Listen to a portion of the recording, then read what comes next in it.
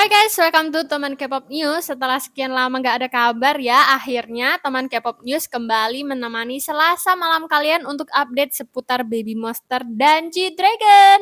Jujur aku takut banget dengan pengumuman dari YG, apalagi kalau udah berhubungan dengan salah satu member dari grup guys. Kali ini pada tanggal 9 Mei, YG konfirmasi kalau Rami Baby Monster gak ikut konser tur Asia mulai dari Singapura, Hong Kong, Vietnam, Bangkok, Indonesia, Kuala Lumpur, dan Taipei. Dengan alasan kesehatan. Seperti yang kita ketahui, memang kemarin Rami sempat dikabarkan mengidap pneumotoraks. Menurut Google, itu sakit yang berhubungan dengan paru-paru. Yang menurut aku sebagai seorang penyanyi, itu tuh hal yang serius guys. Sedih, pasti sedih banget gak bisa lihat Rami di airport dan di panggung. Tapi at the same time, mungkin ini yang terbaik untuk kesehatan Rami. Aku harap selama 2 bulan rehat itu, Rami bisa kembali dengan kondisi yang lebih sehat. Buat apa? Buat comeback yang diprediksi bulan Juli. Kenapa aku yakin Rami masih bisa ikut comeback? Karena aku baca soal Winter Aespa yang sempat mengidap pneumotoraks juga dan sudah menjalani prosedur operasi. Dan sekarang katanya sudah membaik guys. Bahkan sampai sekarang Winter juga masih aktif kan di Aespa. Jadi ya ayo kita sama-sama mendoakan yang terbaik untuk Uri Rami dan Baby Monster. Seminggu 2 minggu belakangan ini memang Baby Monster kelihatannya lagi istirahat sebelum melanjutkan tur Asia mereka guys. Terakhir aku infokan kalau Baby Monster menjadi cover majalah di majalah Kencam Jepang. Sebenarnya aku udah dapat beberapa hasil interviewnya, cuman belum full karena memang kali ini aku juga heran nih kenapa Mostis lagi pada sepi update tentang Baby Monster. Tapi kalau aku udah dapat lebih banyak informasi tentang interview Kencamnya, pasti bakal aku kabarin guys. Di next video, aku bakal bacain Bemon Talk Season 2 yang khusus buat membership Weverse. Aku sengaja langganan Weverse buat cari tahu tentang Bemon Talk ini karena jujur aku suka banget dengan Bemon Talk. Selain dapat informasi tentang mereka, aku juga bisa belajar bahasa Korea. Jadi jangan lupa subscribe supaya kalian gak ketinggalan infonya. Informasi terbarunya tanggal 6 Mei kemarin, Baby Monster merilis single berjudul Ghost Ghost Ghost yang merupakan soundtrack dari film horor Jepang yaitu film Miruko-chan. Yang menarik dari lagu ini menurut aku pribadi, nih lagu tuh kagak ada nuansa horor-horornya guys. Bahkan vibes-nya kayak bukan untuk lagu soundtrack horor, lebih ke vibes yang asik, seru, jogetable dan keren. Kalau kata Mostis sih ini lagu untuk haters. Wadaw. Ada nuansa Forever juga dan kombinasi dari melodi, ritme, dan semuanya tuh menyatu begitu sempurna sehingga menciptakan sebuah lagu masterpiece ini. Eits, tunggu dulu.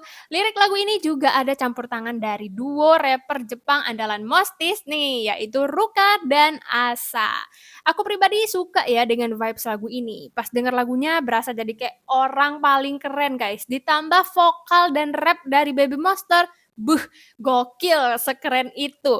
Aku juga jadi penasaran nanti lagunya bakal dipakai di adegan yang gimana ya pas di film. Atau jangan-jangan mereka bakal ngedance lagu ini pas di konser selanjutnya. Soalnya aku lihat pemain film Miruko-chan ini sempat ngedance pakai lagu Ghost ini guys.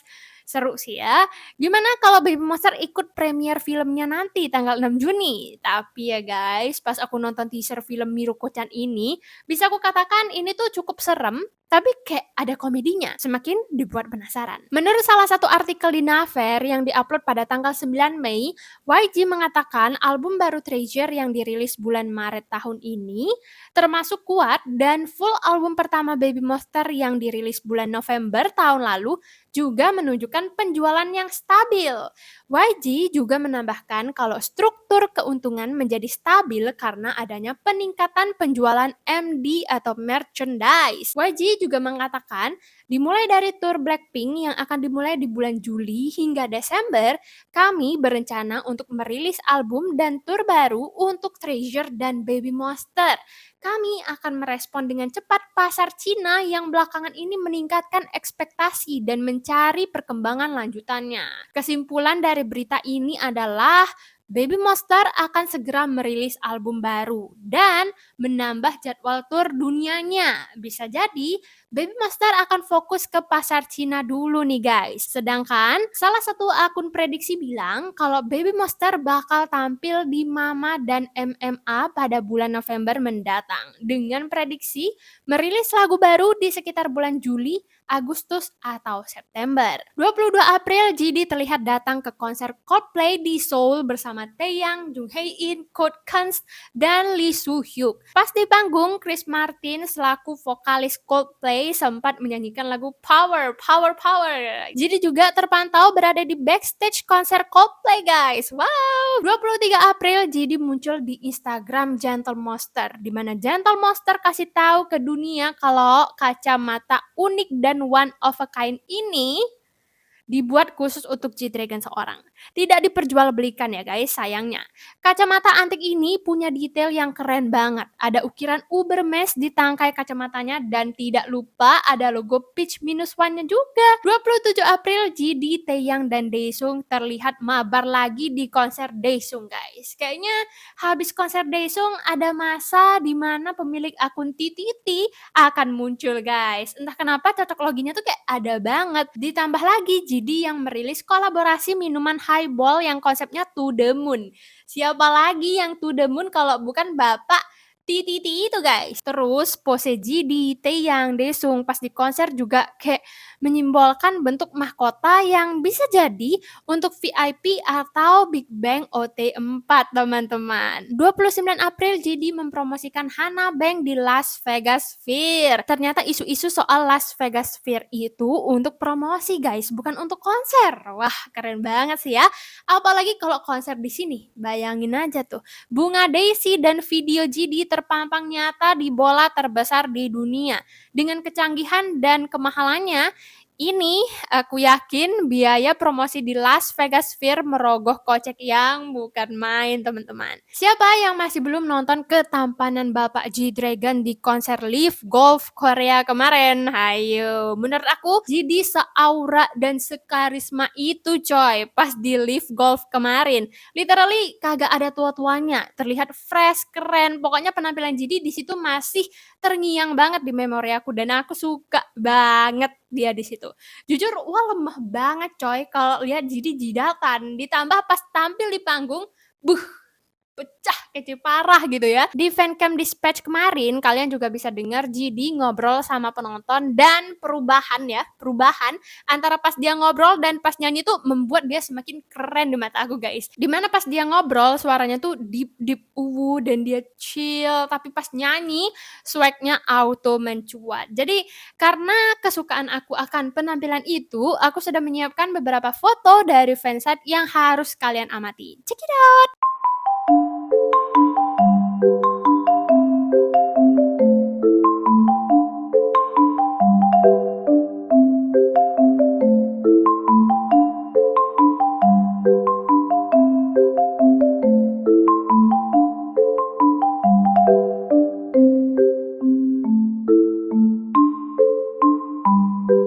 8 Mei, GD terpantau berada di bandara buat terbang ke Jepang karena GD akan menggelar konser di Tokyo Dome selama 2 hari berturut-turut teman-teman.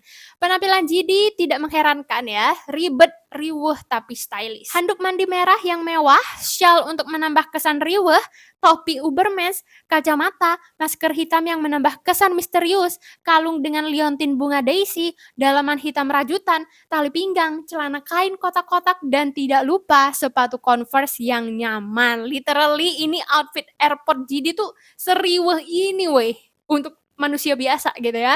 Gimana nggak disebut sebagai icon fashion Korea coba. Cara dia men-style outfitnya tuh bener-bener detail sih menurut aku. Wow. Nggak ada angin, nggak ada hujan. Ini memang eranya GD atau bagaimana saya tidak tahu juga. Tiba-tiba GD menjadi model resmi untuk cabang kopi terkenal di Korea teman-teman.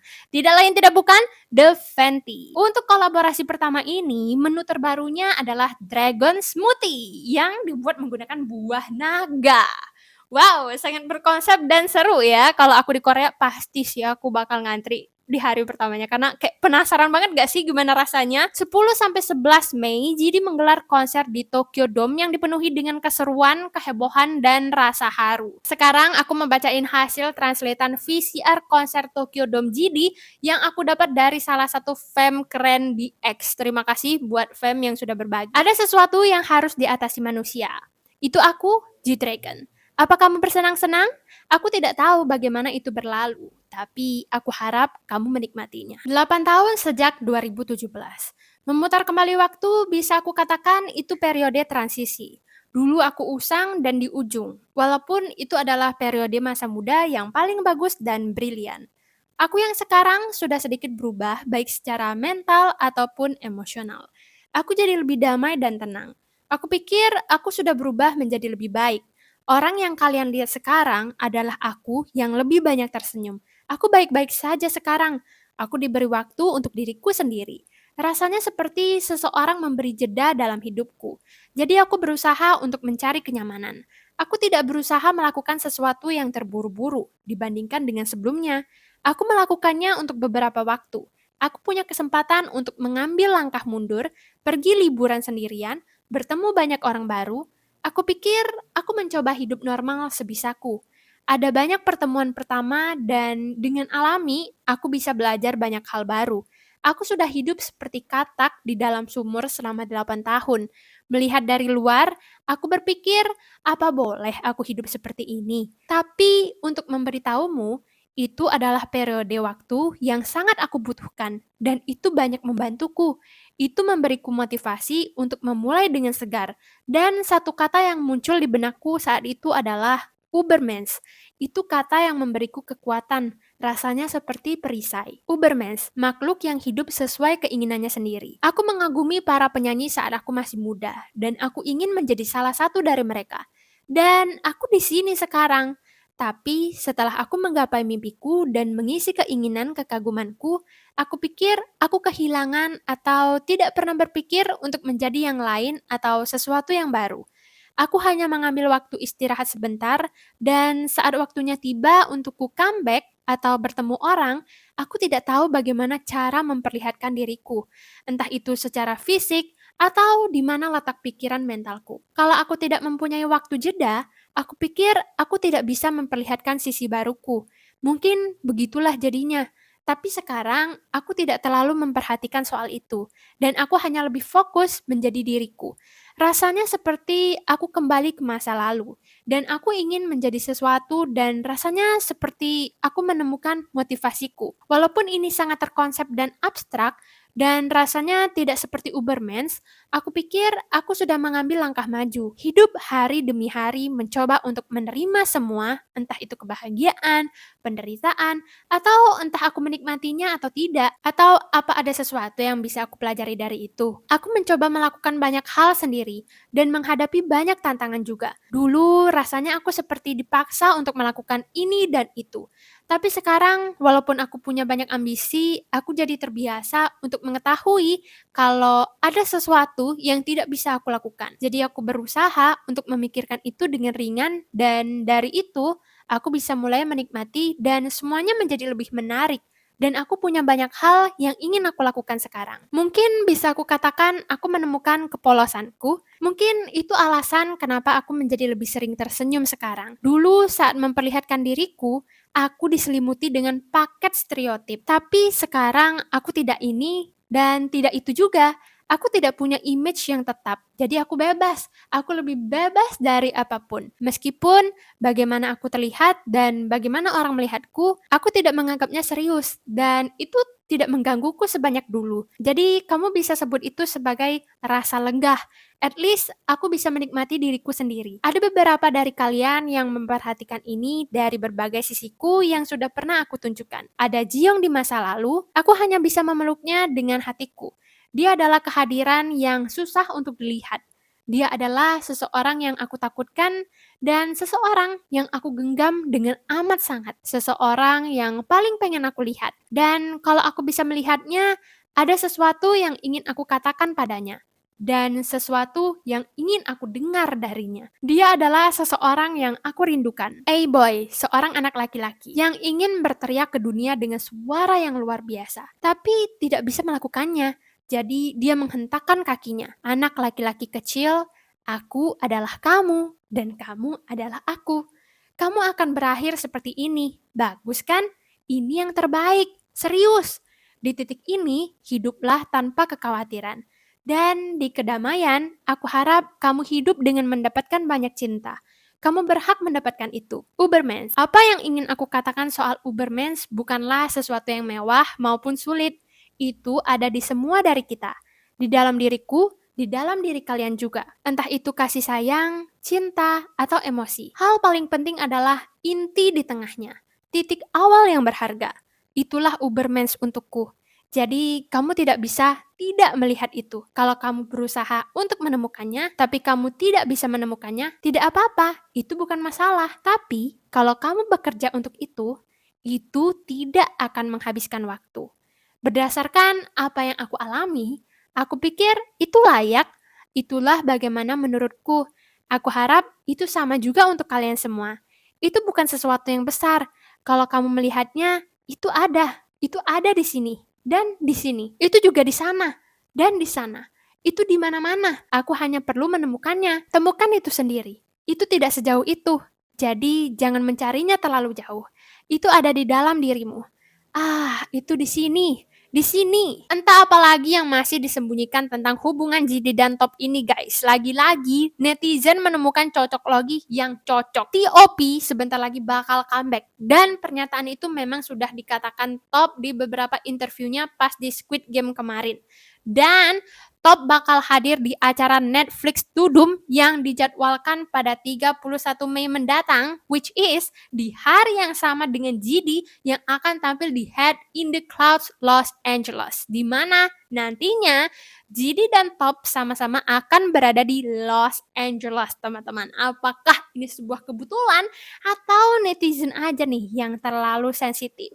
Bisa jadi GD dan Top akan melakukan pertemuan eksklusif di LA untuk membahas soal comeback Big Bang yang akan datang tahun depan, teman-teman ya. Apapun itu, aku gak sabar buat melihat penampilan Top di bandara nanti. Wow, apakah bakal satu pesawat juga nih sama Bang Jidi? Oke, sekian informasi pada malam hari ini guys. See you di next video. Bye!